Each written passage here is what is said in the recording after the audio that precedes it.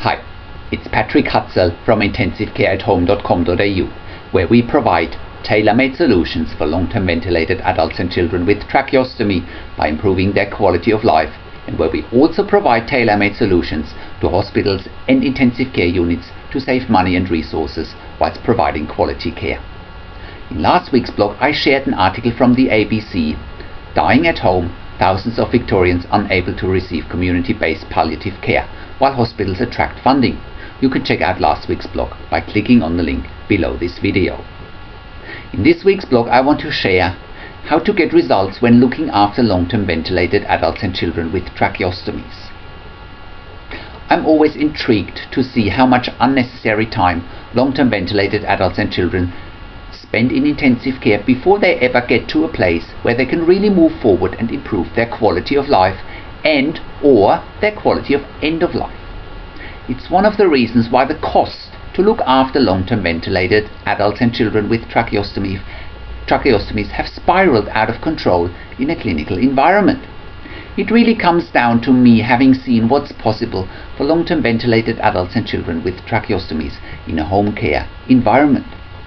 Intensive home care is a concept and a paradigm shift that many ICUs still struggle with in Australia, even though the concept and care model has been around for coming close to 2 decades in many European countries. As I mentioned in a previous blog post, DRGs AO6A and AO6B, which are the DRGs for long-term ventilation and tracheostomy in intensive care, are the second highest ranking DRGs after LVAD insertion when it comes to costs in Australia.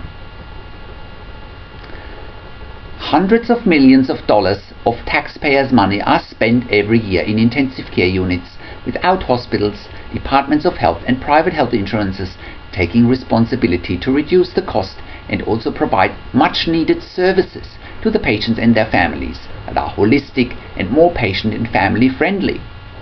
By taking long-term ventilated adults and children with tracheostomies home instead of keeping them in intensive care and institutionalized, everybody wins.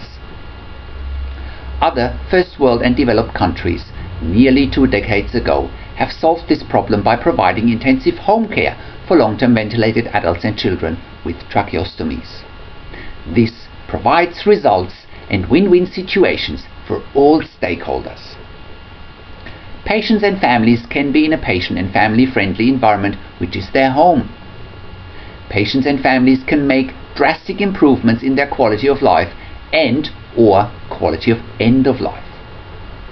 Patients and families can finally feel like they are more in control of their destiny rather than being in a depressing and limiting clinical intensive care environment. Patients and families can now look at what opportunities and possibilities are available in a home care environment, despite their perceived and real limitations. Intensive care units can free up their precious, in-demand and expensive ICU beds and admit more acutely unwell patients. Intensive care units, hospitals, departments of health and private health funds can reduce their expenses from $5,000 per bed day to a rate that is less than $3,000 per bed day. Intensive care units and hospitals have the capacity to improve their resource management by having beds, staff, equipment and other resources readily available. What are your thoughts? Do you think that intensive care units get the desired results for long-term ventilated adults and children with tracheostomies? Or do you think that new and innovative models of care like intensive care at home can provide a better solution? Leave your comments on the blog.